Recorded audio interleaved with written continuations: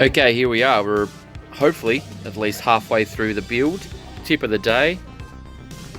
All these long screws are very long screws. I would suggest getting a electric screwdriver of some description. All we're going to do now is assemble the front assembly and then top plate.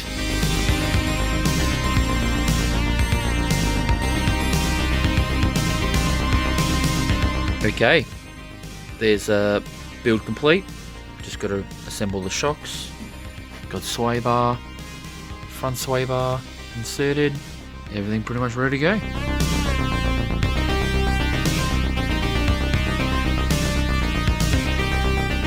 Okay, so there we go. We've got our main chassis complete. Shock absorbers, sway bars, spur gear, a lot of screws. So do yourself a favour, get an electronic screwdriver. Stay tuned for the battery tray assembly and servo mounting.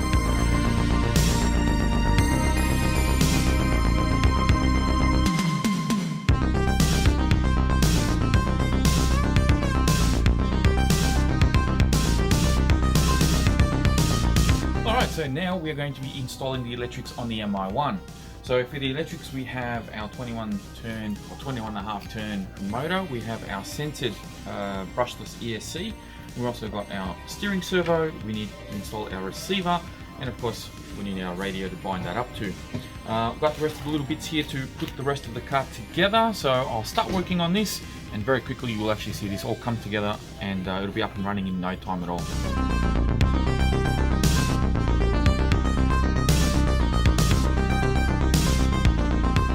So now we're going to do the servo horn, so that slides in there, that slides in there, and you have a little nut here that just goes in there, and then you actually tighten it from this side. There we go, so it looks like that. So now we can slide this in. So we power on our ESC first, make sure our trims are down to 0, so this is centered. Now that this is centered, we try and get this as upright as we can. There we go, and then there's a little screw that will go in there. So once that servo is on, you just need to find a little screw to go in there, and that tightens it up. So now when we power on, our steering should default to center there. You can see it's not where we need to go. So now we've got this little guy that you need to build up. It's about 9.5 mil in between here, and then you just very gently press these into place. And we're going to center the wheel, and we're going to press in here as well. Again, might need to apply a little bit of force. It goes in, and now our steering works. Now, funny thing is, our steering is actually reversed. Alright, so we need to get to, where is it? Reverse, so the bottom one there. So if we go the other side, so what you want to do is channel 1. We're going to hit the minus arrow that reverses it. So now when we turn to the right, the wheels turn to the right. Okay, turn left, wheels turn left. So that's set. So that's all good to go. And then we can just press and hold one of these arrows, and that's it, it goes back to the main menu. Now we're going to calibrate our ESC. So in order to do that, we're going to turn the car off, have our remote on. So we're going to press and hold that button, and then turn our ESC on. This puts it into program mode or calibration.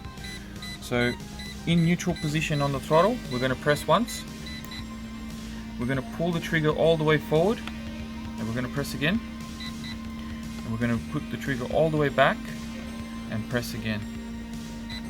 And release. And that's it. Our throttle should be calibrated. There we go. So it is working perfectly.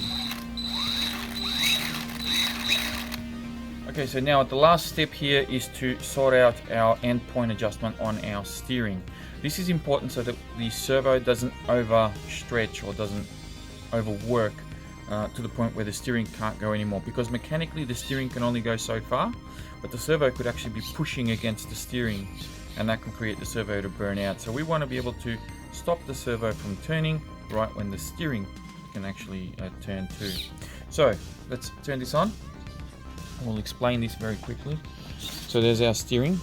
Now if you watch here, as I turn the wheel, so that is as far as the steering will go, but you can see the servo there still wants to turn because I still have movement on my wheel.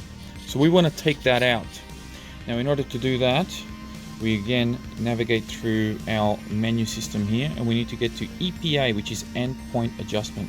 So we're going to scroll all the way to there, EPA. So channel 1, which is what we want to adjust the right. So you can see that that changes between right and left depending on how I turn the wheel.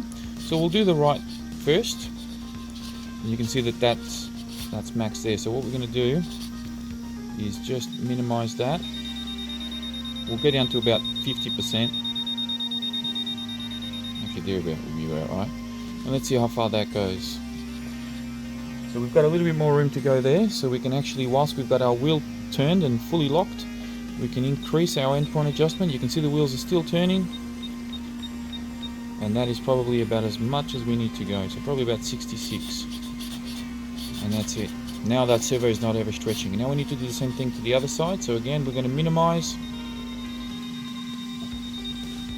Go down to about 60 odd. And just see how far we can go. That's actually pretty spot on. There's really not much we can do there. I might just go one up. And that's it. So now our steering endpoint adjustment is done. Press and hold one of these and we are done.